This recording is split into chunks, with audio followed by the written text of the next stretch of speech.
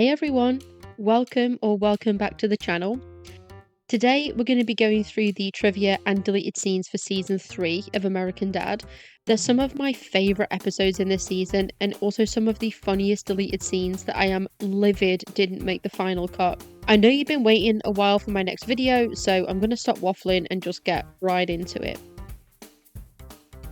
In this commentary, we have Mike Barker, Seth MacFarlane and Matt Weitzman, but also Albert Queiroz, who directed the episode, and Jonathan Feener, one of the writers. The other writer, Josh Bicel, had actually left to do non-profit work in Africa, which is really fitting for the plot of this episode, and that's why I kind of mentioned who was doing the commentary when I usually don't. If you didn't know, as I didn't because I haven't seen the film, this opening sequence when Stan is chasing Steve is a reference to Terminator. In this part here where Stan and Haley fly out to get Steve, they were originally going to be flying on Magic Johnson's jet, so I'm not American, clearly, so I can't imagine how that would be funny, so please leave a comment if you can explain it. It isn't in the deleted scenes either, which is a shame, and that might have given it a little bit more context. And here, when Roger and Francine have their backs to camera, this is a reference to a Norman Rockwell painting. I did a bit of Googling and I think it's the Connoisseur. I'm going to put them side by side. But again, not being American, I'm not that familiar with Norman Rockwell paintings. So if you can think of another one that it might be, let me know in the comments. In this episode, when Stan mentions his old camp love, he says that her name was Amy Bennett, and that was actually the name of Mike Barker's first crush. So Amy, if you're out there, did you watch this? Did you know? I was pretty sure that this was a reference to Who's Afraid of Virginia Woolf anyway, but in the commentary they did confirm that the Roger and Francine subplot was a reference to the movie. If you haven't seen this film, I would highly recommend it. And just the last bit of trivia for this episode is that it's really quick, but in this section here, you can see McCaver tied up alongside all of the E! Entertainment shirts. And if you haven't seen this episode, then firstly, why are you watching this video? But secondly, it's because the winner of the Camp-a-lympics gets to keep them both, so they're tied up together like prizes. Okay, so the first deleted scene from the episode and from season 3 is some wishful thinking from Stan. And it's all my fault. That's what you're thinking, right? Wait, is it not my fault? I kind of like this one. It's really in keeping with how delusional Stan has been this whole episode, and let's face it, being delusional is central to who Stan is as a person. And then after that, we have some more negotiations with the rebel tribe. What if I say no? I'll be forced to moon you again. Then I will be forced to shoot you. Well played, Ozomatli. Guys, do we have anything else? There was the chicken thing. Yes. Ozomatli, you are a chicken. No one calls me a chicken. I fully understand why this was cut. I do like the chicken joke, but I think it could have been delivered better. If Stan actually danced like a chicken, like the ones in Arrested Development, I would be begging for this to be kept in. And the final deleted scene from this episode is Stan actually trying to get help for the refugee camp. Dad, we have to help them. You're right, Steve. I'll pull some strings back home and make sure our government provides these people with everything they need. I think Stan getting them E! Entertainment shirts and tether balls and that being it is funnier than the US building a 25-hour fitness. Now, Dan Weber said he felt terrible about this episode because the third act had to be rewritten. It initially ended with anorexic Stan ending up in a freak show. In my opinion, this episode is one of the best from the first 3 seasons, and honestly, one of the best episodes of American Dad, full stop. So I'm glad they managed to get that ending rewritten and land on the ending they did, where Stan legitimately struggles with anorexia, goes to therapy, and manages to fight his urge to starve himself. Weber did say that he wrote Debbie in because in shows and movies, he felt like the nerdy kid pining after the cheerleader was unrealistic, and that in real life they pined for the artsy, chubby, nerdy girl. And while we're on the subject of Debbie, she's voiced by Lizzie Kaplan, who is the one and only Janice Ian from Mean Girls. Now, I haven't seen this movie, but the collar that Stan forces Steve to wear that is set to blow up after 24 minutes is a reference to the movie Battle Royale. It's a Japanese film where teenagers are forced to fight to the death under a totalitarian government. Now, I spoke earlier about how I think this is one of the best episodes of American Dad of all time, and it was actually nominated at the 2007 Annie Awards for writing in an animated television program, but it eventually lost out to The Simpsons for the episode The Seemingly Never-Ending Story. Now, I do like The Simpsons, but I haven't seen that far into The Simpsons. I do tend to stick to Golden Era, so please feel free to let me know if you have seen that episode and whether you think that's better than this episode of American Dad. In the commentary, they were talking about doing more stuff with Debbie, which I would really welcome. Since Bar Mitzvah Hustle, we haven't really seen her other than in the background, and I really love her and Steve's relationship. I didn't catch this before, but when Roger is taking pictures of Steve and Debbie making out, he switches up from close-up view to mountain view. In the initial script, they had Stan getting skinnier and skinnier until he is how we eventually see him in Act 3, but the team hated looking at skinny Stan. So Chris McKenna, another writer on the show, came up with the idea of having the viewer see Stan as he sees himself in Act 2, which is a genius move in all honesty. I remember the first time I watched this, I was getting mad thinking Francine and Haley were sabotaging him and that he was actually putting on weight. It makes the reveal that he's actually anorexic hit so much harder. And finally, the scene of Francine falling into the pool and yelling, "He just moved the food," is a reference to the movie Poltergeist. Let me see if YouTube will let me play it. You son of a bitch, you left the bodies and you only moved the headstones! You only moved the headstones! Why? Why? Great film. Terrified me as a kid. The first deleted scene from this episode is an extra line from Klaus. Interesting zoological tidbit. Goldfish cannot stop eating. And the final deleted scene, only two. Oh. The final deleted scene comes when Stan keeps referencing Debbie and it's making Steve upset. Oh, now I can't say Gibson? Geez, Steve, why don't you just cut out my tongue? This reminds me of the My Sharona joke from Iced Babies, which is also in this season, where it just keeps going. But while that one is fast and gets more ridiculous, I think they did the right thing by cutting this one off.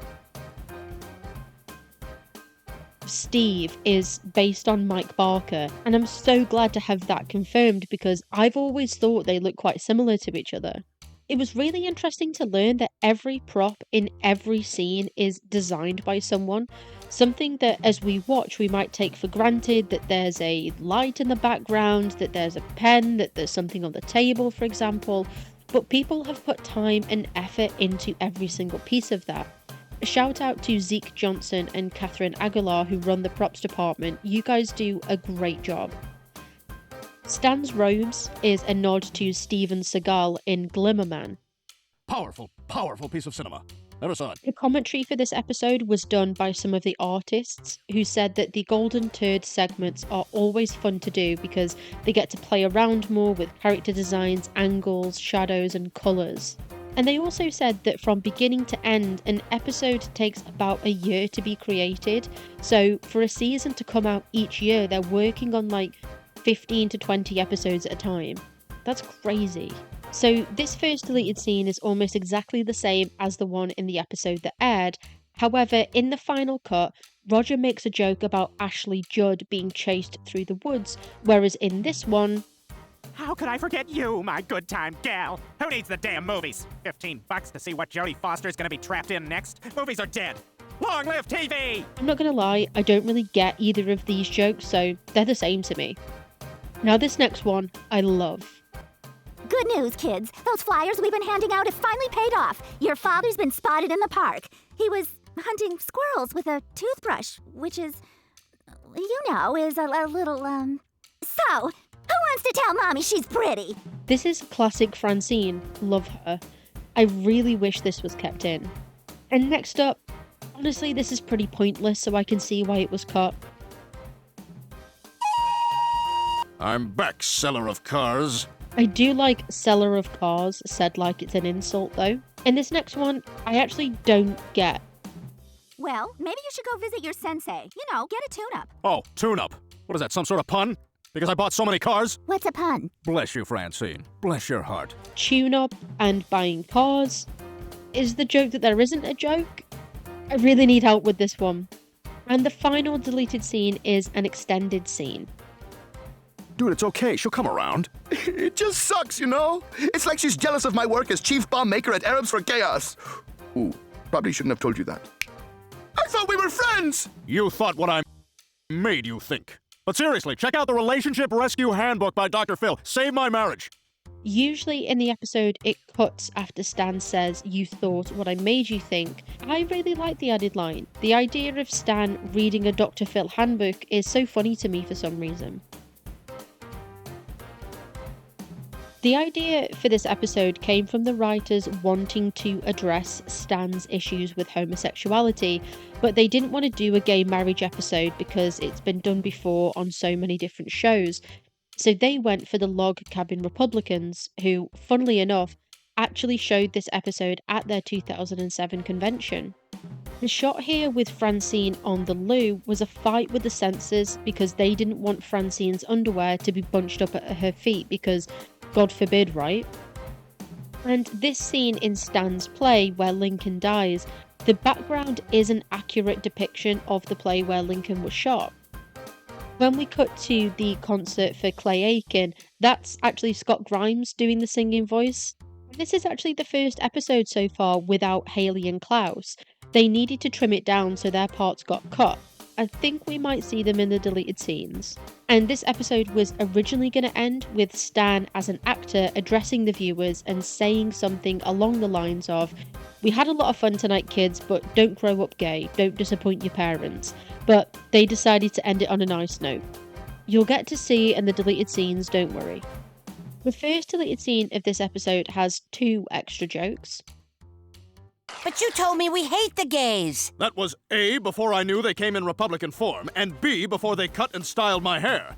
If you tell me it's ever looked better, I'll know you're a liar. How can you associate with them? You said they're tearing apart the fabric of this nation. Steve, don't worry. I'm just spending time with them because they're letting me speak at the convention. So they're not gonna turn you gay? Of course not, kiddo. Now, I don't want to be late for my first log cabin meeting. Help Daddy turn his suit into a tank top.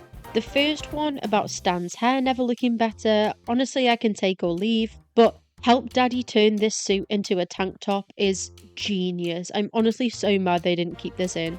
And in the next clip, it's just the first interaction that differs from the episode. Just 3 more days until I get to speak at the RNC. Bite. Quartirolo Lombardo? That cheese is only made by blind monks on the Amalfi Coast. Sip. Oh my God, what is this and how can I replace my blood with it? It's a Cuervo Cosmotinian. Roger, are you crying? Tears of joy, Stan. Tears of joy. Honestly, I think it works better without the cheese, so I'm glad they cut that. The next one is... well, I'll just play it. This has gone way beyond you speaking at the convention, and I'm not gonna let them have you! Babette! All right, the kid paid for 11 minutes, and I don't do anything special. I just lie there. Steve, you got your father a hooker? Well, I had to do something, Mom. You're clearly not satisfying him in the sack. 10 minutes, Dad. Babette, thank you, but I'm a married man. Now, I'm writing down a name for you. It's Cecil. He works the Clinique counter at Macy's. He'll introduce you to something called cleansing toner. This isn't over! What the hell is going on? Aside from the fact that Steve bought his dad a sex worker, Stan's hand movements when he says cleansing toner is perfect. And now we have an extra line from Francine. 2, 4, 6, 8, gays are bad, God is straight. 2, 4, 6, 8, gays are bad, God is straight. It's okay, honey. You did your best. Penis isn't for everyone. Again, no notes for you, Franny. You're perfect, and I wish they'd have kept your great jokes in. And finally, we have the scene of Stan addressing the viewers that I mentioned in the trivia section. Oh, hello. You know, we had a lot of fun tonight exploring the complexities of homosexuality. Truth is, 2 of the writers are gay. We threw them a bone. Sure, being gay might feel good. You might feel alive for the first time in your life. But you know what doesn't feel good? Hell. Kids, don't break your parents' hearts. Good night. Now, as a gay person myself, I would have found the humour in that, but I fear some people would have used that joke as an excuse to be homophobic, so I am glad they cut it out. There's not much trivia for this episode, guys, unfortunately, but the background when Francine and Stan are driving is the first part of CG animation ever in the show, so everything you saw before this point was hand-drawn. When we see the inside of the video game world, the script said, "They enter a world with as much detail as we can afford." And luckily, the commentary for this episode involved the animators who sounded so happy and excited to be able to flex their creative muscles. I love hearing how much the team clearly loves what they do, and I just want them to know that we appreciate it so much. And this final part here, where Haley has to use the amulet suppository, originally showed more arse crack than is shown in the final episode, and unfortunately, that isn't in the deleted scenes. This first one is really weird because Steve's voice just changes, and I'm not sure if they use someone else's voice, like a stand-in, and then we're going to get Scott Grimes to record the rest. But yeah, it's really weird. Take a listen. I've spent 4 years developing him into the most dangerous fighter in the entire kingdom of Krathnor. And the outlying areas of Nahamala. Dude, don't you feel like you're kind of missing out on your actual life? It's just so off, isn't it? It really freaked me out. And also, it comes like in the middle of a sentence as well, so why would Scott Grimes have recorded the first part, but not that part? It just makes no sense. And this next one is a throwaway line from Klaus. How could you let Jeff play? Who needs a pot dealer in a world where every other person can shoot rainbows out of their fingertips? This line isn't funny, but also, when did Jeff become a pot dealer? I thought he just smoked it. Now this next one, I do wish they'd have kept in. Roger, I lost and they took Francine! Ow. That actually works out because I forgot to get her one. That is such a good line from Roger, and classic Roger as well, to just not think about someone. I also wish they'd have kept this one in. So, if my husband can't come up with the money, what are you gonna do to me? We're gonna kill you. Oh my god. You're gonna have your way with me, then kill me. No, I think we're just gonna kill you. Oh, I see. So your buddies over there, they know you're gay? What? It's pretty obvious. If you don't want a piece of this, you must be into the old dingle-dangle. Oh, pretty good punch. For a homo. Pooh. Again, I'm gay, so I'm allowed to find this funny. The hot streak has ended though, unfortunately. Okay, Marta took Samcom. That's Nell for somebody put me in a cupboard. Yeah, I don't think this was needed in the episode. And the final deleted scene is an alternate ending. What did you need? Just a new Friday night restaurant. Who needs to race cars? You said it. The only excitement our relationship needs is this spicy peppercorn shrimp. Excuse me, can you take this back? It's a little too spicy. Everybody be cool, this is a robbery! Any of you pigs move and I'll execute every last one of you! What, is that not the plan? Oh, in that case, I'll have a bottomless shrimp bucket. And what kind of dipping sauces does that come with?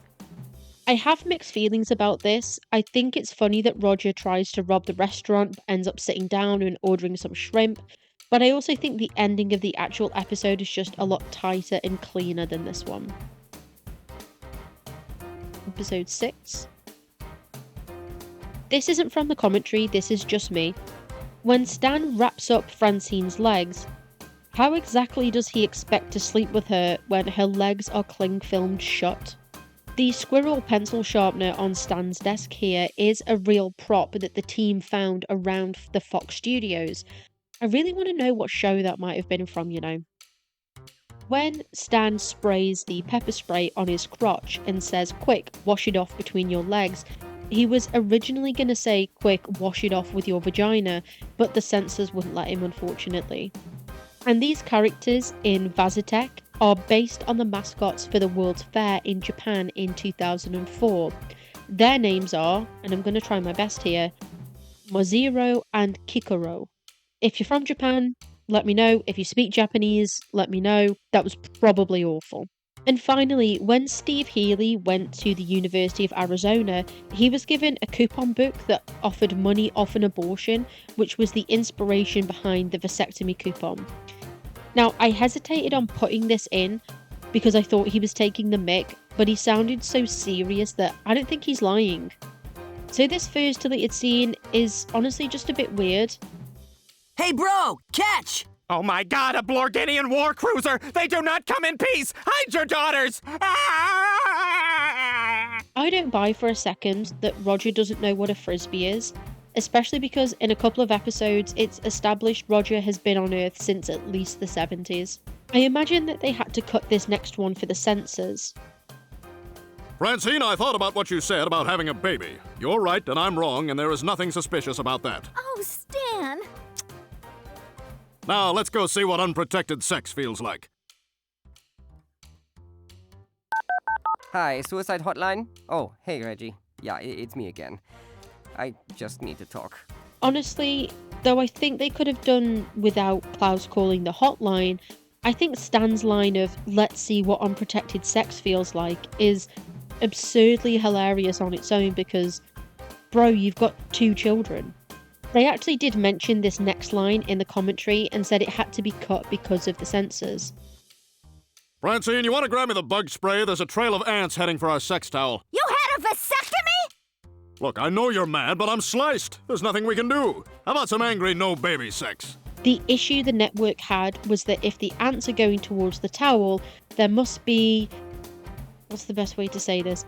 Bodily fluids on the towel. But as the writers pointed out, Stan and Francine are trying to make a baby, so there's no way Francine is letting him waste anything on a towel. This next scene is extremely similar to the one in the episode, there's just one line different. I've got a turkey baster and George Stephanopoulos. You wouldn't. Oh, I would. You want that, Stan? A house full of liberal Greek midget babies? Francine, he has the 3rd-rated Sunday talk show. He loses to Bob Schieffer. I don't care! I want to be a mom again! All right, you win.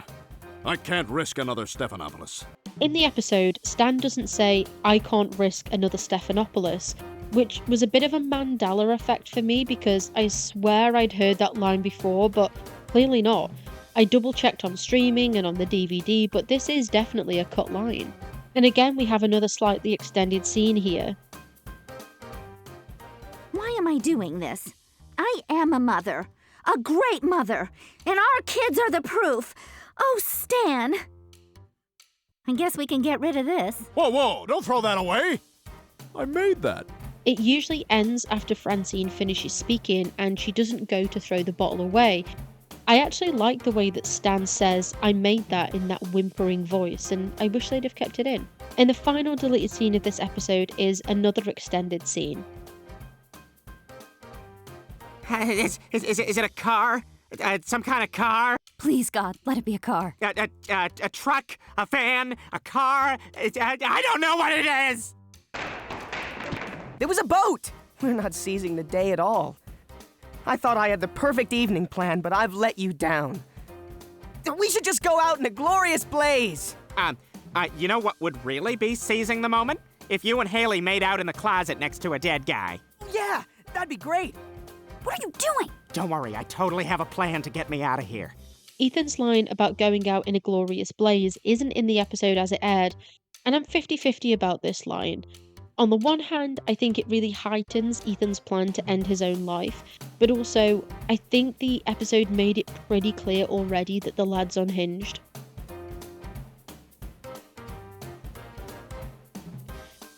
The team said they had to watch hours of footage to get the ice skating right, which again just highlights the effort that goes into making these episodes perfect.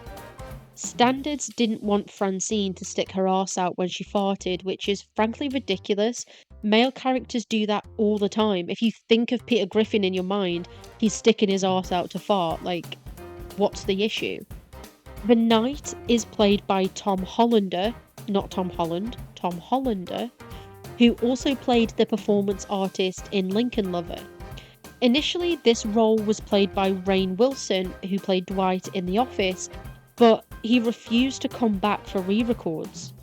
They were speaking about doing an episode where Steve, Snot and Barry throw Toshi a bachelor party and Svetlana was going to come back, but clearly they dropped this idea, which I think is a big shame. I really think Toshi needs more development and screen time in the show. And when Toshi is speaking Russian, that is actually authentic Russian. They brought in a different actor who sounded a lot like Toshi, who was a natural Russian speaker. And the final bit of trivia for this episode is that Roger hitting Terry on the knee is a reference to Nancy Kerrigan being hit in the knee before the 1994 Winter Olympics. I don't recommend checking out the footage, it's really painful to watch, but I do recommend that you watch the movie I, Tonya.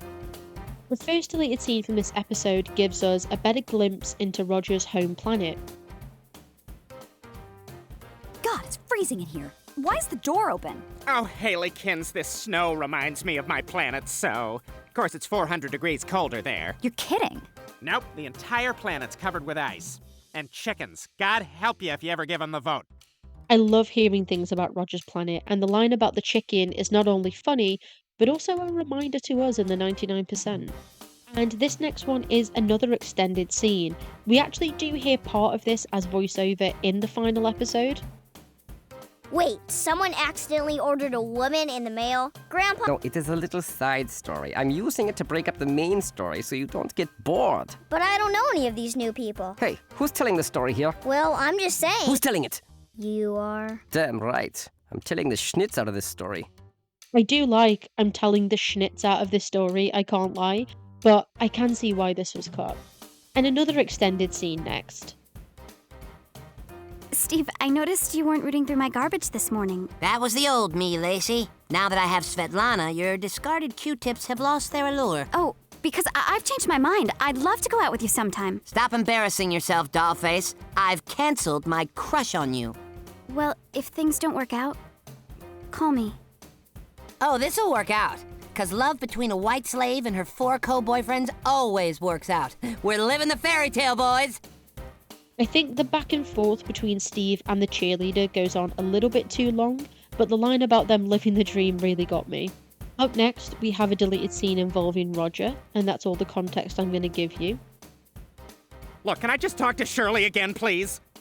I didn't get her last name. I just know her name's Shirley and she's black. Because she called me honey child, that's how. Hello? Another dream deferred. I really wish they'd have kept this in. This is so funny. This next one is quite interesting. I'm going to play it and then talk about what I find cool about it. My partner was down, but a little fall wasn't going to destroy my dream. I knew if my partner had been the conscious one, she would have done the same for me. I probably should have taken her to the hospital, but I was so competitive I couldn't accept we'd lost. So I drove us 90 miles to contest the results with the National Figure Skating Association. But it was all for nothing. The association refused to change our score. What happened to your partner? Oh, she wandered off. They found her 3 days later frozen solid in a topiary maze outside a hotel. I never forgave myself. Wow, Stan, you have a real problem with competition. There's no way you can enter that contest.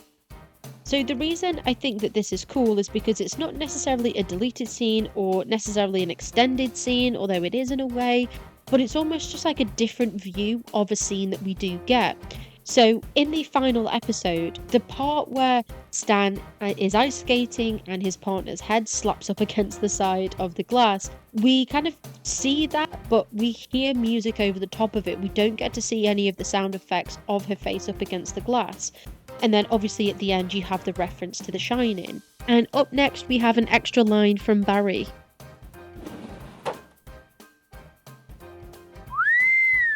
I'm getting a cramp in my thingy. Boys are ready? Yeah, we're ready. Yes! I'm naked.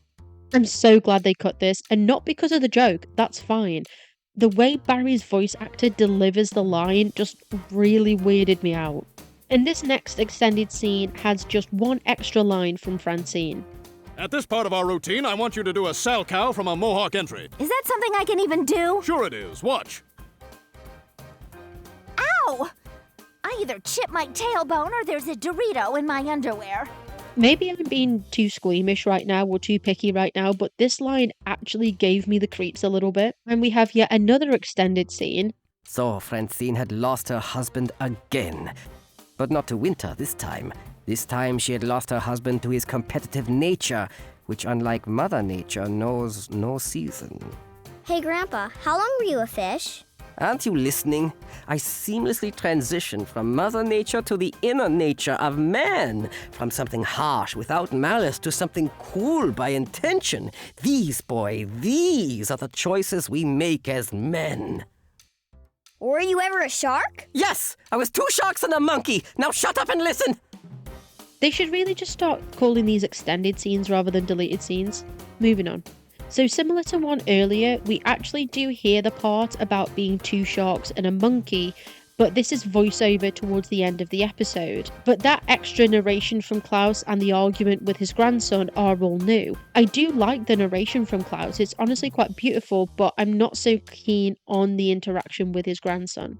There's so many deleted scenes from this episode, and there's a series of cut lines from the wedding scene at the driving range, so I'm going to play them back to back and you guys get a break from my yapping. Are you gonna marry us or what? Well, you did buy me this bucket of balls. I can't believe I'm giving you away on your wedding day. Well, seems like just yesterday you popped out of that box and I was planning to have sex with you. Sunrise, sunset. You have the parental consent form? No, but my uncle's a pro here. He can fix your backswing. We're gathered here today to join this underage boy and this large-breasted woman in holy matrimony. God bless it! Okay, you got 5 minutes. I can't believe I'm giving you away on your wedding day. Well, seems like just yesterday you popped out of that box and I was planning to have sex with you. Sunrise, sunset. You have the parental consent form? Your mom signed a consent form? She thought she was signing for a case of Jägermeister. Do you, Svetlana, take snot to be... Остановитесь! You speak Russian? Я изучал для тебя. Возможно, это точно слишком поздно объявить мои чувства, но первый признак моей любви был омерзительной застенчивостью. Вы находитесь в моих мыслях в то время, как я бодрствую, в моих мечтах в то время, как я сплю. Хотя я знаю, не мечтаю ли я ли вижу вас теперь, поскольку вы сон наяву. Я слишком поздно. Нет. Wait a minute. That was the speech I helped you learn. I hope you enjoyed your break because I'm not going to shut up again for a long time. And the final deleted scene from this episode gives us an insight into Toshi's honeymoon. I guess Toshi and Svetlana are honeymooning on the Black Sea. Who's Svetlana, dear? Some Russian girl who came in the mail when we ordered binoculars. Ugh, I hate when they send the wrong item. You won, Roger? Of course, I'm the best. The best bit of this, as usual, is Francine. Absolutely no concern that her son bought a woman.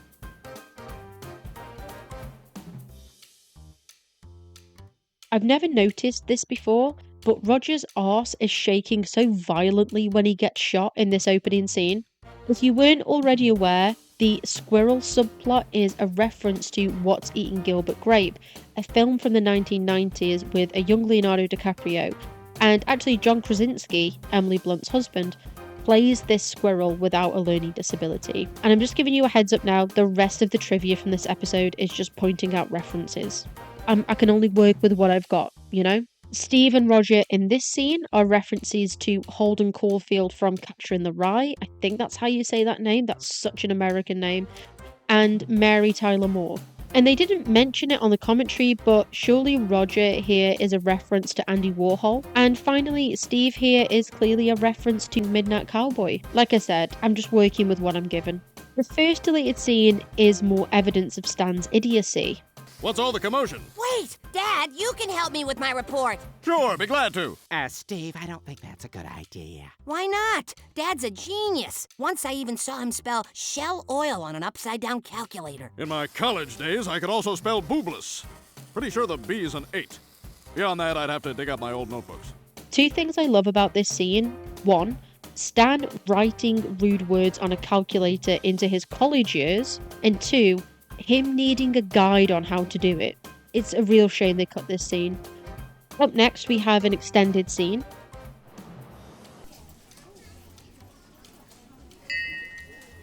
We've made it, Steve. That's right, pal. New York City.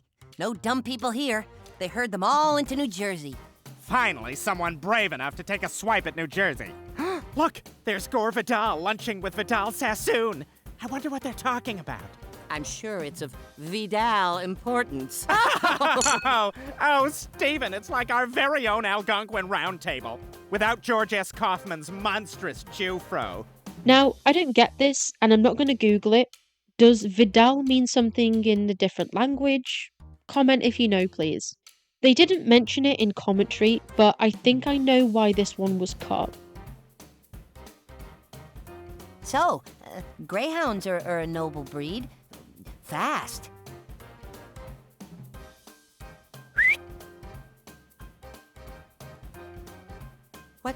What's going on? This could bump up my price. These are my associates. They like to watch. Oh, that's unsettling. So, in the final episode, Mr. Beauregard claps for his associates, but in this scene, he looks like he's about to kiss Steve before whistling. I imagine the implied sex work joke with a child was not well liked by the network.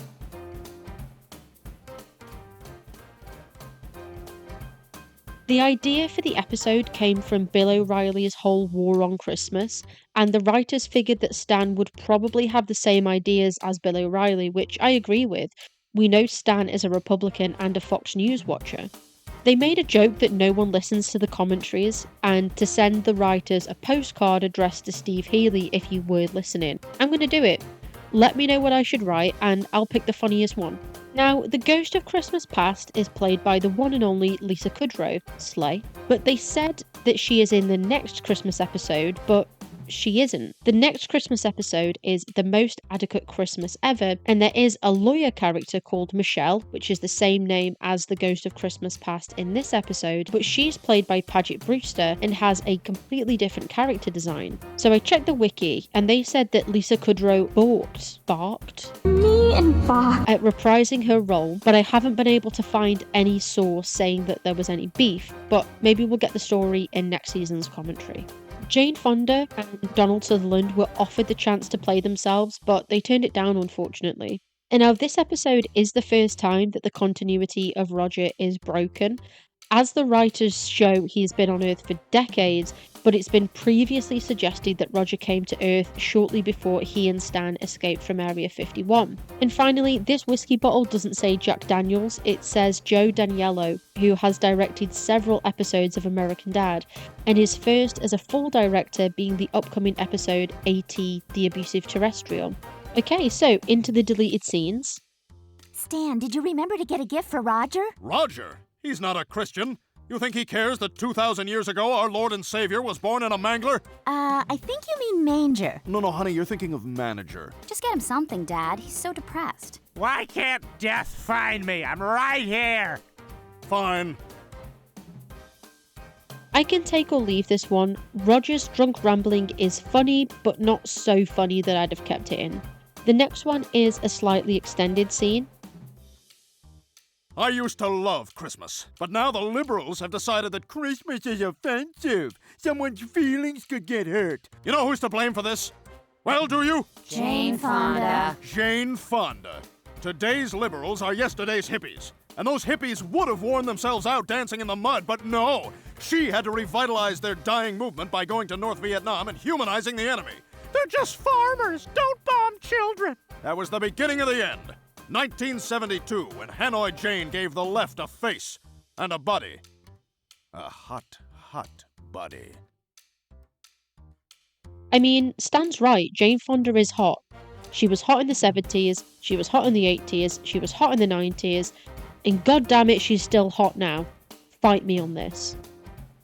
Hey, nudie girls, all nude. Hey, suit guy, totally nude nudes. No time, friend. I've got to kill Jane Fonda before she goes to Vietnam and ruins Christmas. I went to Vietnam and ruined Christmas for a lot of girls. But then I brought them here and now they're totally nude. You, sir, are a patriot, and I salute you. No comment.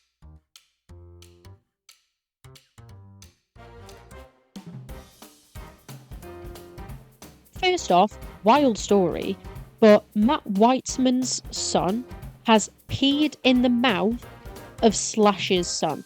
That Slash. And I'm not going to give you any context for that. This joke here, where Stan asks Bush if he can make Tony Blair do anything he wants, was originally about Donald Rumsfeld, but they changed it when Rumsfeld left office in 2006, following his lies about WMDs in Iraq and him sanctioning torture in Abu Ghraib. Surprisingly, one of the only issues Fox had with the episode was when Bush is half naked on the golf course. It was implied that in the original script, Bush was fully naked. And there was originally a montage of Stan and Haley getting Bush sober, but it was cut for time. Fingers crossed it shows up in the deleted scenes.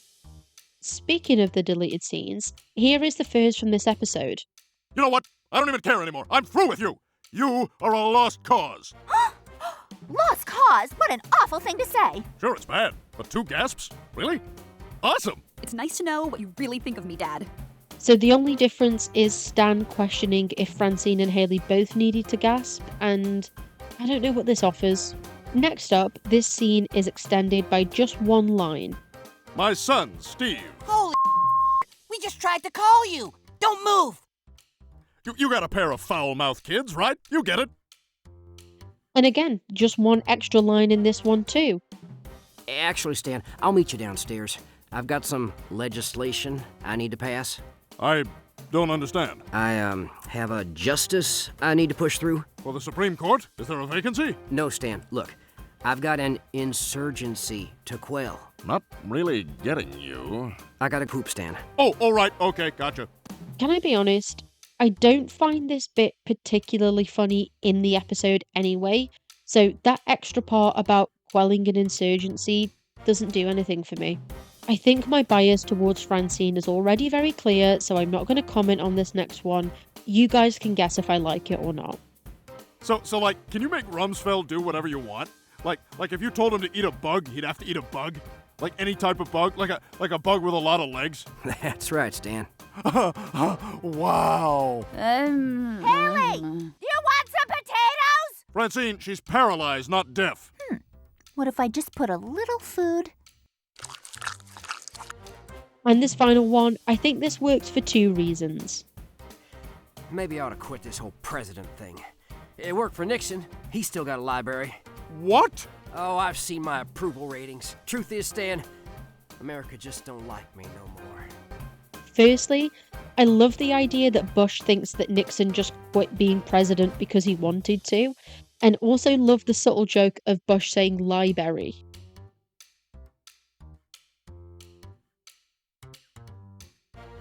So the writer of this episode, Naneshka Khan, is afraid of seagulls' feet. She says that they look like they'd be full of disease, which, yeah, they probably are. So that's where Stan's long-standing fear of seagulls comes from. The song that Steve and his band are singing is a real song from Scott Grimes' album. Let's see if YouTube lets me play it.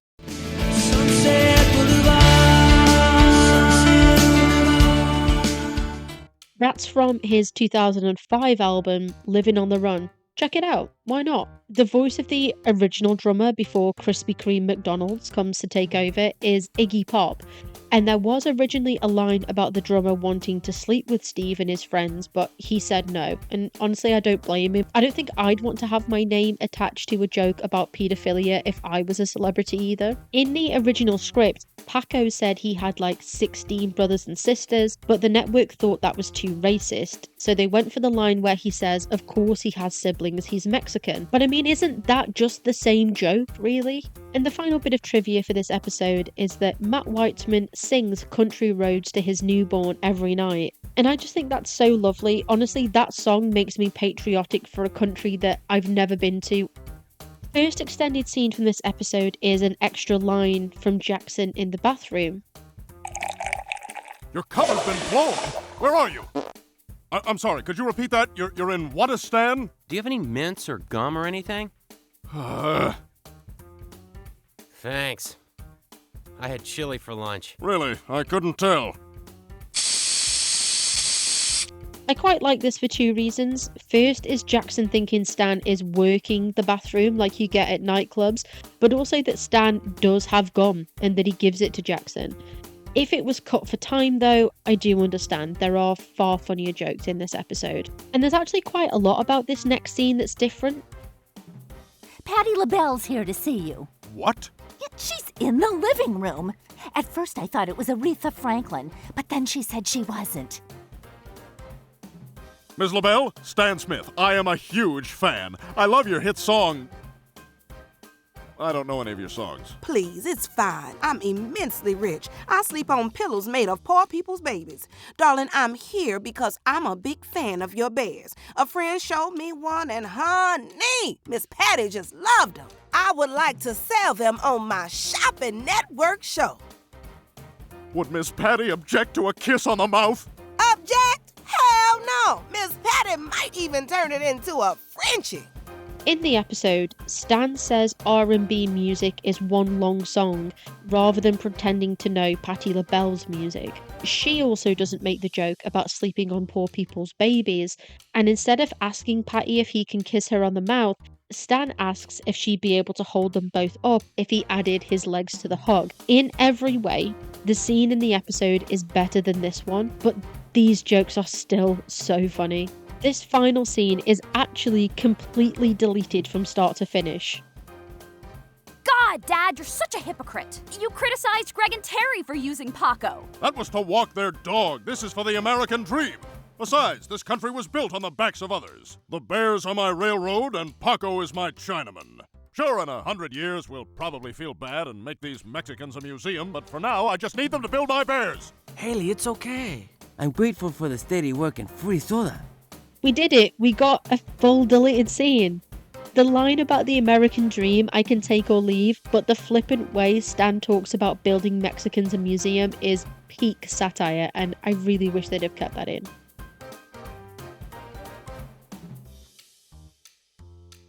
When Steve says astatine, how could I forget it has the words ass and teen in it? It was originally astatine, as easy to forget as you are reactive with the alkaline metals. That second joke is kind of Big Bang Theory humour, dare I say? Classic song from this episode, When I Was His Alien, was written by the writer of the episode, Dan Weber, and it all started with him writing the line, "He'd rather play with boobs than me," and it just all came from there. Originally, this episode had Roger going to live with the family he lived with before the Smiths, and the team wanted to have the family played by Drew Barrymore and Henry Thomas, who played the kids in the original E.T. movie.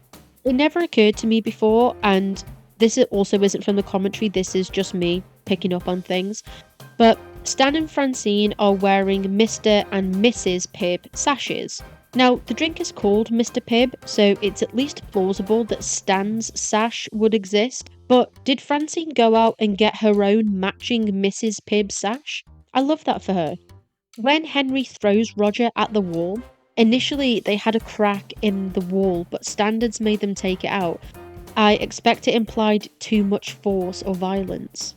The final line where Roger says, "Steve, you're cleaning your glasses with your mum's pants," was originally, "Why is Colin Powell tied up here with a penis drawn on his face?" which ties back to earlier in the episode when Stan and Francine hijack Colin Powell's speech to the Naval Academy to promote Mr. Pibb. The first extended scene has one extra line from that little psychopath. Hello? Is that one of my mom's boyfriends?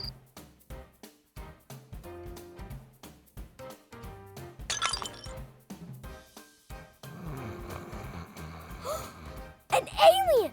My very own alien! I wonder why this was cut. It's funny, it gives more context to Henry's upbringing. I suppose either for time, or the team maybe felt like we already knew Henry's mum was rubbish without this line. This next one is also, as you could guess, an extended scene with just one extra line, but this time from Roger. Where the hell am I? Oh God, we didn't, you know. You can talk?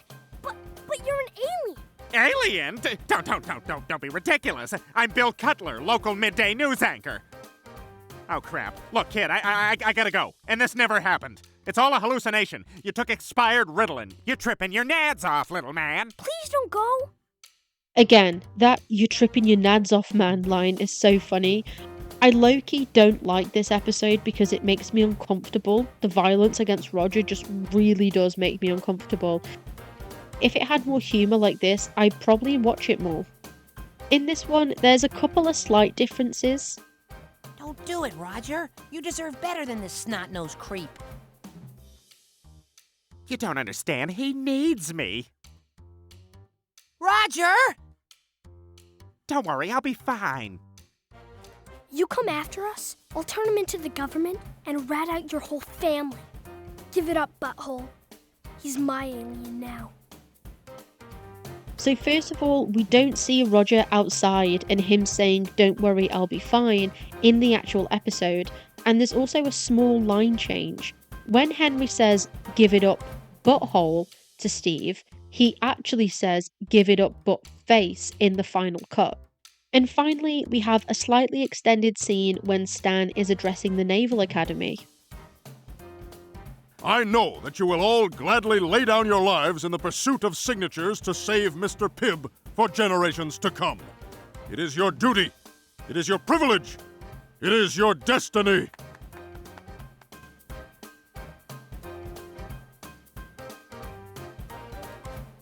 When Matt McKenna, who was one of the writers, was eating Reese's peanut butter cups, he thought, what if Steve does a report on George Washington Carver and uncovers a conspiracy? And funnily enough, the writers' room was split on whether they thought George Washington Carver invented peanut butter or not. What are your guys' opinions on it?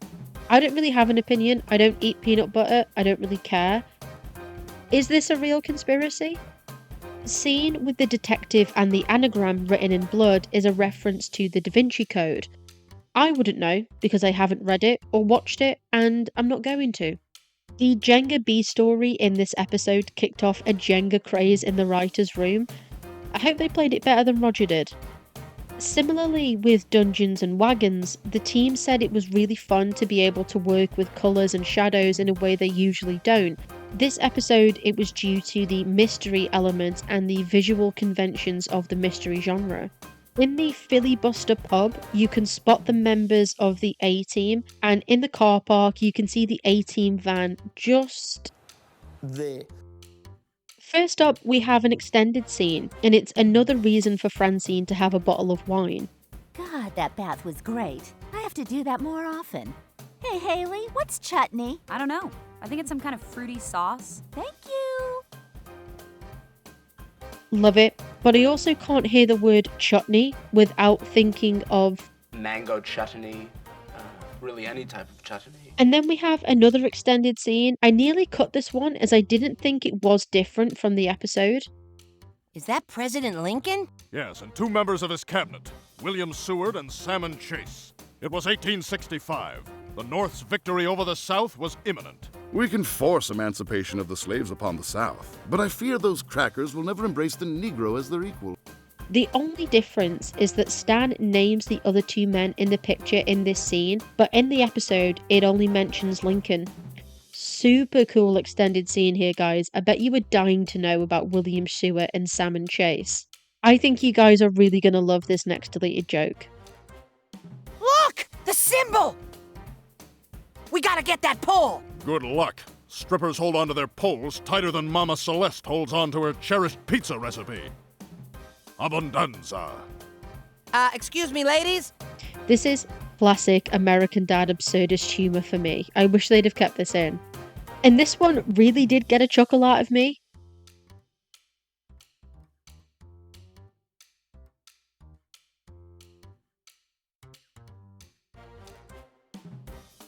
Oh my God, I see it! I'm going in! Finally. If they'd have kept the last one and this one, this could have been such a fun running gag. And then finally, we have a deleted joke to end the episode. Well, you're a young man now. You're ready for everything the internet has to offer. Even porn. Wow, porn! This is the best Black History Month ever! Just remember, if a girl asks for naked pictures of you, she's probably a dude. I'm torn on this one, honestly. I do think it's funny to end on the original line. This is the best Black History Month ever! But then, I also think Stan's warning about online groomers is also funny. Which one do you guys think is the stronger line to end the episode on?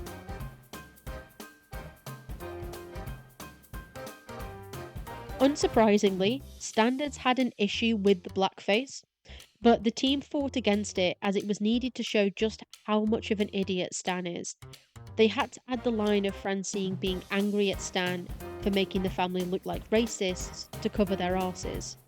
There used to be a scene where Stan was sat in the car overthinking his family calling him a boob, and that's why he was late to work and missed that the alarm was just a drill and not real.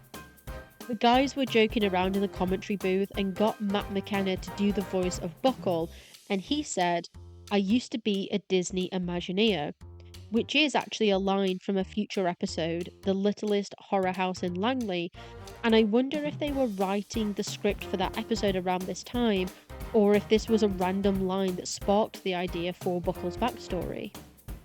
The first deleted scene is an extended scene. It takes place just before the Smiths leave for the banquet. Thank you, Steve. But you won't even... I've forgotten my point here. Can you believe we're going to meet Denzel Washington? Yay! Ow! Mom, fingernails! Oh, no, sorry, that's me. Growing them out.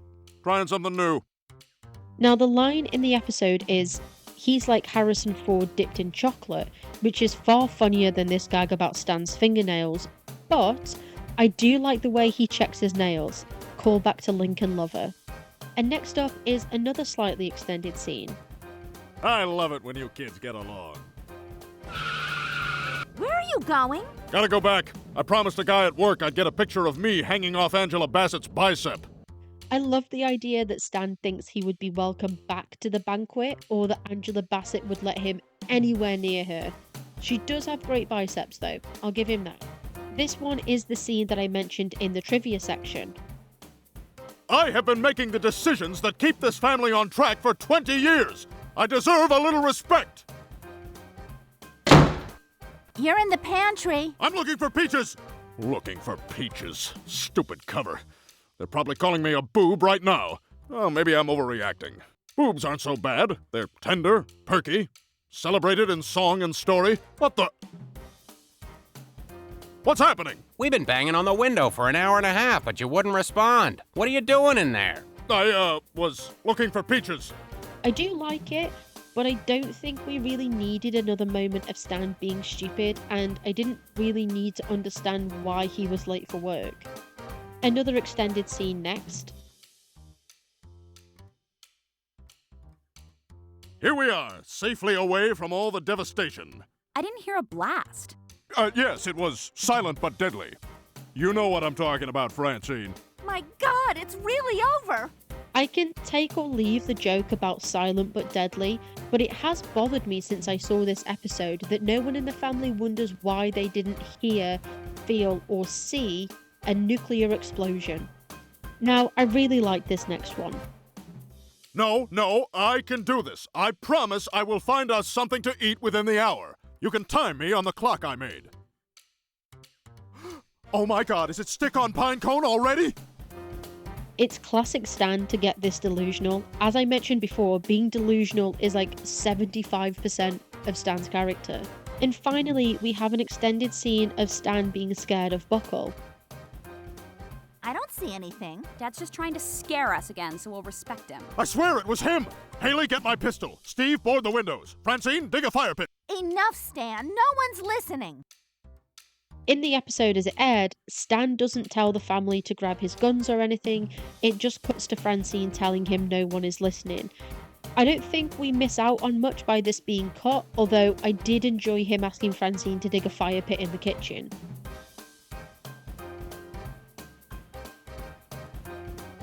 Matt Weitzman said the opening newspaper joke is one of his favourites so far. There was discussions on the team whether to make Roger's Kevin Bacon nose grey to match his skin, but I'm really glad that they went with the flesh coloured. It's far funnier this way. It's so obviously a fake nose, and so it's even more absurd that people are confusing him for Kevin Bacon, and that Kevin Bacon himself confuses Roger for Kevin Bacon. There was also a big discussion about how many knives in Melinda's body was funny, so they've gone with 4 in Melinda and 1 in Francine's hand. I think they've really hit the sweet spot there. I think if all 5 were in the body, that might have been too much, and I think maybe 1 or 2 in the body and we might not have noticed, but they've really hit the sweet spot. And finally, Mike Barker mentioned that every guest actor who comes onto the show to do a voiceover makes the same amount of money. They all get $700. I'm sure it's gone up since then, but Yeah, I mean, it's pretty cool to know that there's no favoritism and everyone gets paid the same as guest actors. This first one is a pretty long extended scene, so I'm going to play it from where it differs rather than play the whole thing.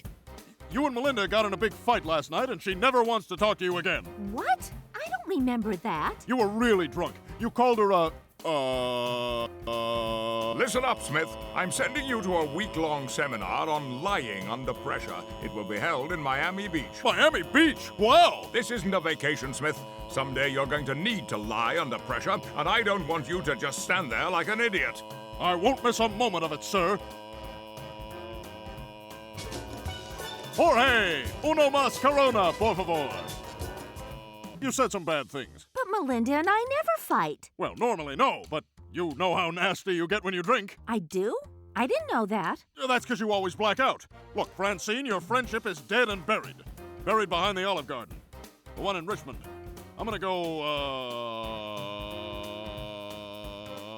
Stan umming for minutes while he's clearly thinking of a lie really did make me laugh, but I just think it went on for slightly too long and the noise in the background started to annoy me, honestly. And then this next one is part of the same running joke. I just heard Bullock's got another all-nighter planned for us. I can't stay late tonight. It's parents' night at school. They still let me go even though my kid died on that carnival ride.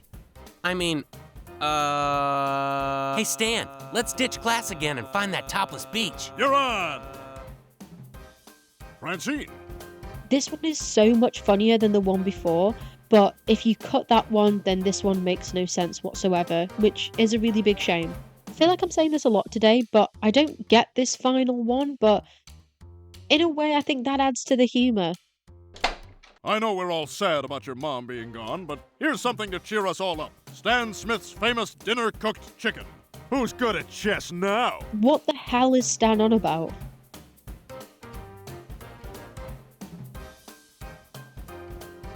Now, Cougar Boost energy drink is not just called Cougar Boost for no reason. The writers have a separate room called the Cougar Room where they go and pitch jokes, and so the drink being called Cougar Boost is just like a little homage to that room. Roger was actually far meaner to the girls that he brought home from the bar in the kitchen. In the morning, he was initially going to make them stub out their own cigarettes on their hand, but the network wouldn't let them get away with that. And honestly, I'm glad. I think Roger's already skirting the line of being too mean and unlikable in this episode already. And finally, when Francine is checking the rooms, you'll notice in the final room there's a man with a frog. This is of course a reference to the pilot episode where a teacher is having an unholy relationship with one of the science class frogs. So first up in the deleted scenes, this is a slightly extended scene poking fun at Haley. Hey now, friend, hold on. What is that? Cougar Boost energy drink. I got a cram for finals. You have finals at community college? Yeah, I'm gonna have to pull an all-afternooner. Gonna have to pull an all-afternooner is such a good line. But can any Americans explain to me what a community college is? Is it like extra high school or is it like university? What kind of qualification would you leave community college with? And finally, we have an extension of the argument scene between Francine and Stan. Liar! You're just saying that to make me feel better because I've never had sex with anyone else. I don't understand why this is even an issue. Just get over it. Easy for you to say. You don't know what it's like because I have no past for you to get over. Fudge an A, Stan. Then go do it. Go do what? Go sleep with another woman. Then you'll see that sex with somebody you don't love is no big deal. Don't be ridiculous. I can't cheat on you. You have my permission. Yeah, I don't think this really adds to the tension or plot of the episode. I feel like we have all we need as is. And there really wasn't much for this episode. Disappointing. Sorry, guys.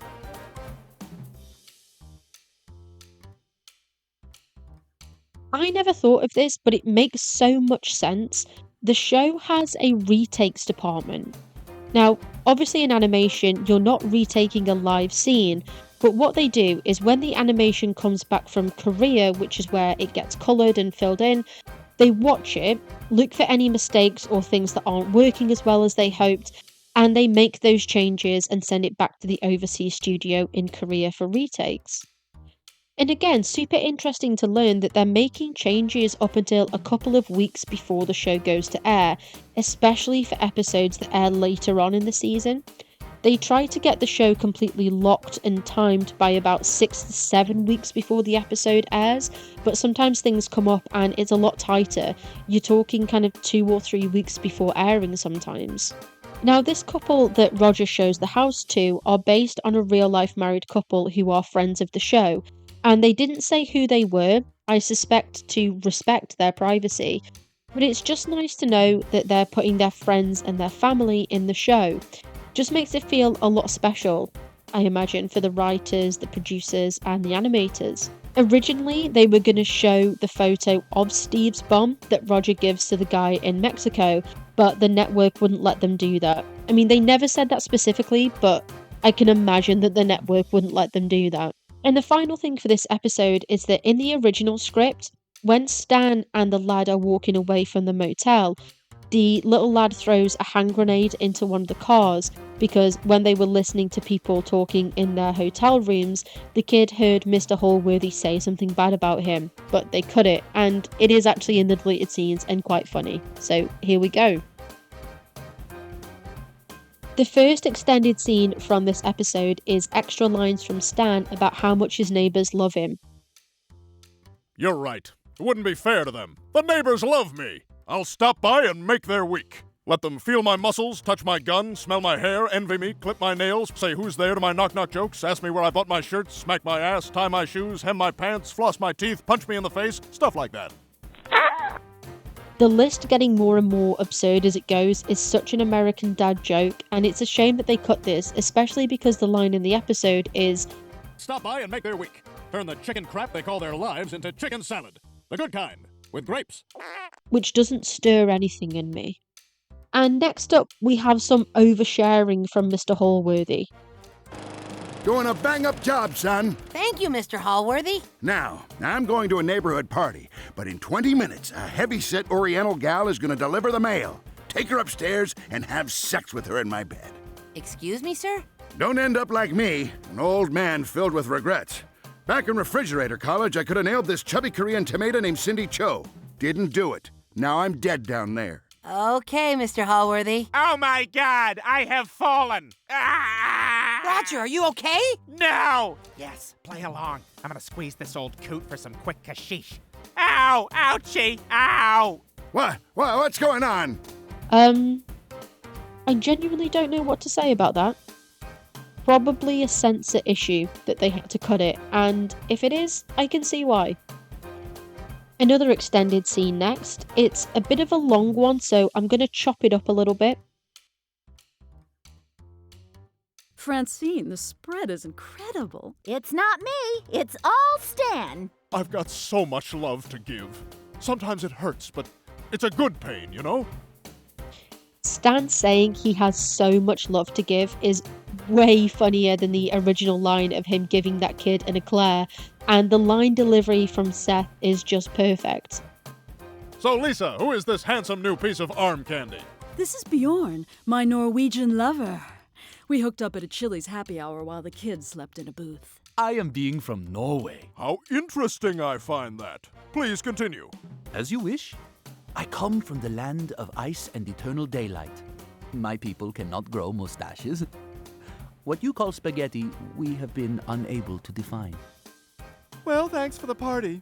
Thank you for the fascinating story about the shoes you couldn't decide between. Let me know how it turns out. And honestly, Bjorn saying things about Norway is funnier than him listing herring. I think they should have kept all of this in. Some other lines here that were changed for the final cut. Stan Smith is... still a complete jackass. Bob, no. He kept asking about my shoes. I mean, come on, I'm wearing other things. And the way Stan stared at me when I was talking, like the blank stare of the Midgard serpent. Your constant Nordic references weary me. Please leave forever. Mr. Hallworthy, please calm down. Your blood pressure's through the roof. It's that Stan Smith. He was trying so hard. He kept staring at me like the damn Midgard serpent. Turn it off! Turn that thing off!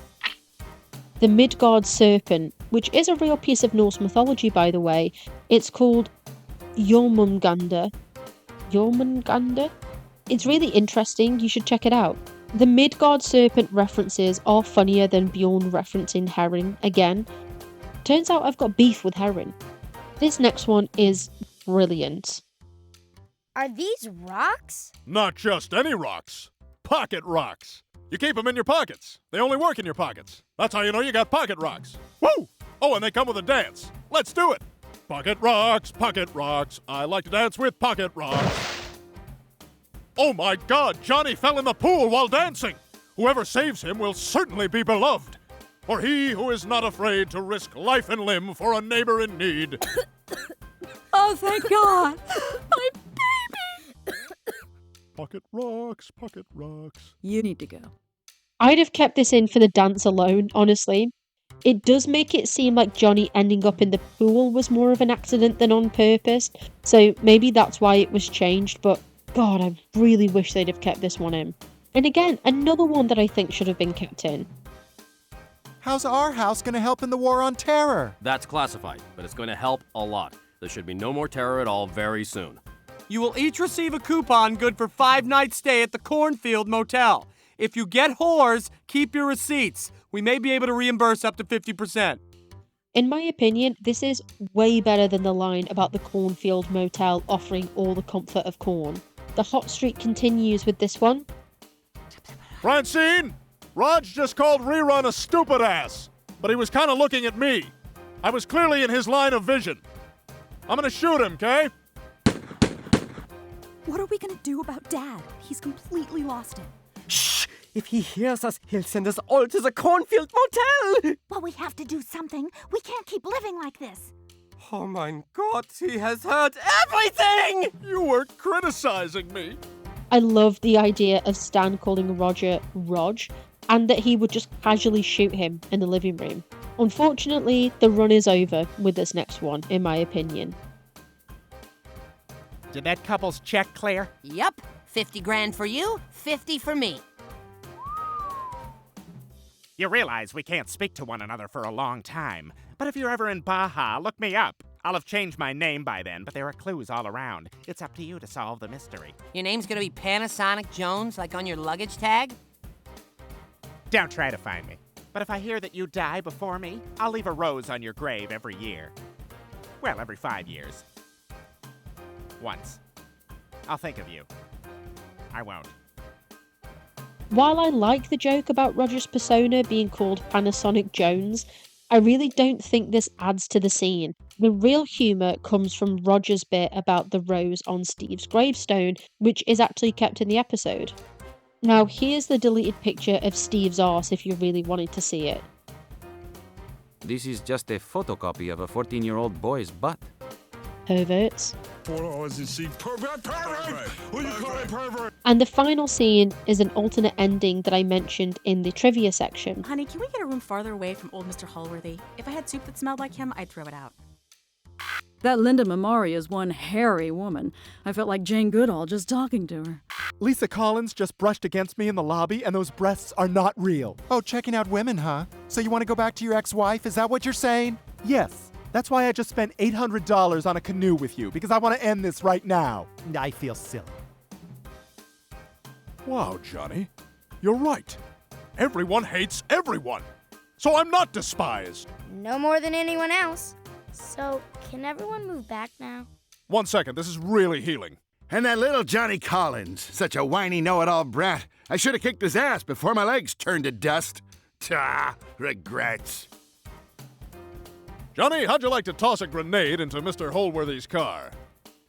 You're okay, Mr. Smith. Now let's celebrate by having a scotch in our underpants. What? Oh, right, sorry, you'll have high C. The argument between Greg and Terry is different here as well, but the line in the episode about them being the only people Johnny's mum hasn't slept with is better than this.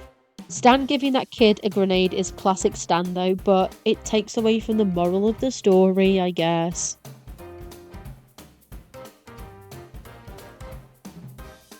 It has happened before, and I haven't mentioned it, but it's really surprising to hear how many times that watching the show to do the commentary is the first time that so many of the staff have actually seen the episode in full.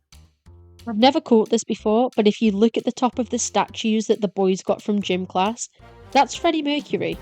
Again, something I never noticed in this scene. Why is Snot wearing a bra? And Toshi has a face mask? You know what though, these boys are close, and I love that they allow themselves to be feminine. They were joking about casting the American Dad live-action movie, and had the idea of Elliot Page playing Haley. And obviously this is back before people knew that Elliot Page was transgender, but I think at the time, that would have been a really good shout. So leave in the comments who your live-action cast would be, because I have an idea of what mine might be, and I think I might do a video on that. Give you a bit of a hint, I'm thinking like Henry Cavill for Stan. I don't know. The first deleted scene from this episode comes right at the beginning.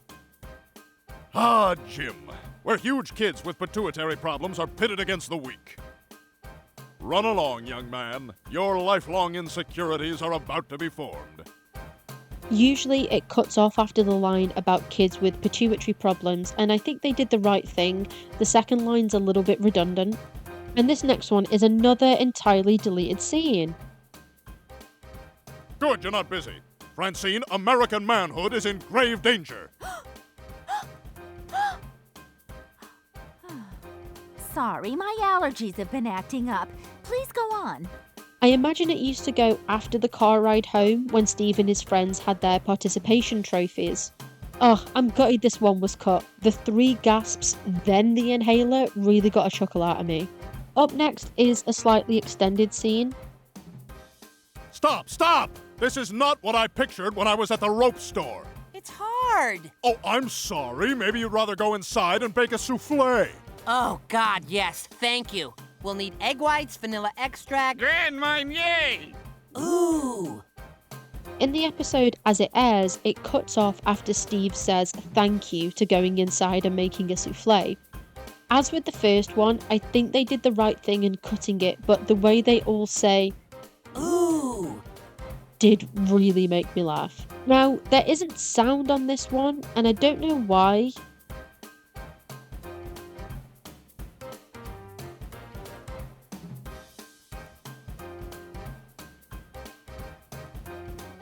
Unless it was part of the montage in the back garden. Yeah, it was definitely part of the montage, wasn't it? And then we have more evidence of Barry's terrible parents. What? A man kills what a man loves before it weakens him. You can't make me kill Rosie. Sure can. Yep, your parents pretty much wrote me a blank check with you. In the episode, this cuts off before Stan's comment about the blank check, and I think the jump cut between Barry saying, "You can't make me kill Rosie," to her being on the spit roast is way funnier than the blank check line. Another slightly extended scene here. We became animals. Yeah, you did. What did we learn here today, ladies?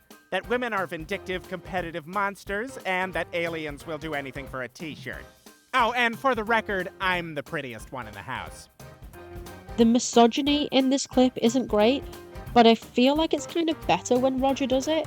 If it was anyone else doing it, I'd be rolling my eyes, but I think Roger gets a misogyny pass because most of the time he's a woman anyway. And this final deleted scene almost definitely had to be changed for the censors. I didn't understand a word of that Oriental funny talk, but it was clearly a touching tribute to you as a mentor, Mr. Smith. You taught these boys manhood, and that's worth all the cows in the world. All charges dropped. And I don't really get why. I understand Oriental is like old-timey slur, but calling it funny talk without saying that word, which is how it appears in the final cut, surely isn't any better.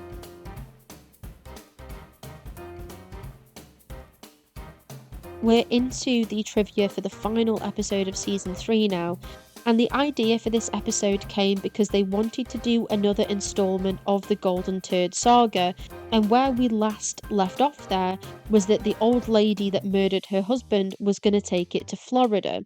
So they needed to get the Smiths down to Florida to have that happen. And they eventually decided that Stan would take Jeff down to Florida, and the rest of the story came from there, which is funny because they don't actually end up doing a golden turd segment in this episode. Some of the ideas for that lost golden turd segment was that the old lady was going to have a boyfriend who was quite clearly gay, and then him and his gay lover were going to kill her by throwing her to alligators, and then running off with the golden turd. There was another one where she got to Florida, she was depressed and ordered some alcohol, and when the person came up to deliver the alcohol, he saw the golden turd and then murdered her and stole it for himself to sell to the Cuban mafia to save his sister. The outfit that Roger wears here is based on Dog the Bounty Hunter. If you've never seen that show, I do recommend it. It's absolutely awful and mental, but so entertaining. The original B story for this episode was going to be a bee story. Love the pun.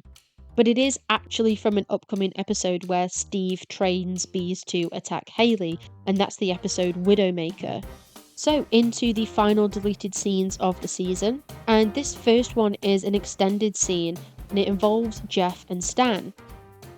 Here, Mr. S, I wanted to give you my wedding dowry in advance. 2 ponchos and a flute that summons a leprechaun. You can only use it 3 times, so choose wisely. I am capable of such hatred for you. Where's my hacksaw? I want to kill Jeff with my hacksaw. This really did get a chuckle out of me. I love Stan and Jeff's dynamic. Now this one is interesting because parts of it were deleted for the episode, but also there's parts of the episode as it airs that were clearly added into this scene. So, you never told me. Who's playing in this baseball game, Dad? I'm not your dad. You have your own dad. Maybe someday. I will never be your dad. I wouldn't want to come between you and your real dad. Actually, we haven't talked in a few years. I got involved in a little trouble, and, well, if he found out, it would really disappoint him. Are you and your dad close? Yeah, sure. What's he like? Oh, bet he's awesome. Well, he's, you know. Wow. Look at us. Sharing. What the? The bit about Jeff saying he would one day be Stan's son and Stan's reaction is the deleted part, but this scene doesn't have the voiceover of Stan and his dad. Daddy, will you read to me? Who the hell are you?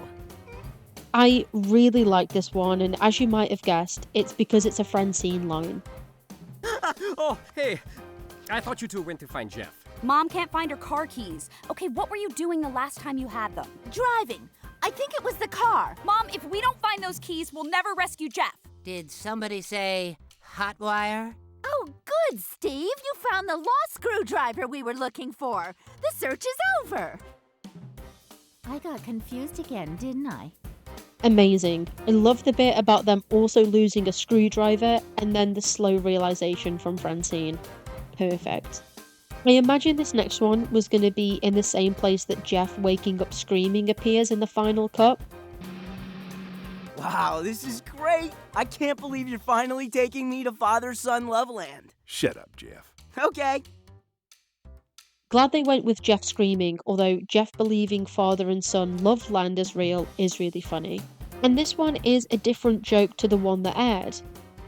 Honey, you're delirious. No, ma'am. Let the boy talk. That shock changed him. I sensed something when I was working on him. Something strong enough to punch a hole from the next world clear into this one. Whatever you do, don't fly to Nebraska next week. I wasn't gonna. He's got the gift. Lead us to the keys, boy. Lead us to the keys. The final joke was Steve knowing the keys were on a Gumby keychain, and this being enough to convince the firefighter of his gift. I prefer this deleted joke. I know so many people who believe in psychics, and honestly this might have worked on them too. A short one next. Slow down, Stan, I can't keep up. Then drop the damn cat food. Yeah, you'd like that, wouldn't you? I float away and you get free cat food. Nah, the line in the episode is so much better than this one. And the final scene is again an odd one, as this is less a deleted scene and more of a first draft, as the aired episode has an extra line that this one doesn't. There's your criminal. Just give me the money. That's all I care about. Money. Not Jeff. Money. See? Wait. Dad? You're under arrest. Wait! This man hippie is innocent. His father planted drugs on him without him knowing. He has no proof. In the episode, Jeff gets confused when Henry says he only cares about money. Glad that they added that in. It's one of my favourite lines from this episode. And there we have it. All of the trivia that I found interesting enough to share. I'm sure there's more that you might find interesting, but this is my channel, so deal with it. I know this took a while to do, but the trivia and deleted scenes videos do take the most amount of work out of all the videos I do, so I would really appreciate every like, comment and share that these videos get. If you did like the video and want to thank you for my hard work, I would love it if you could subscribe to the channel and turn on notifications to make sure you don't miss my next upload. If you really liked this video, hey, if you loved this video, then you could always give me a tip on buymeacoffee.com. The link will be in the description of this video and also on my channel page. But as always, thank you for watching and I'll see you in the next one. Bye!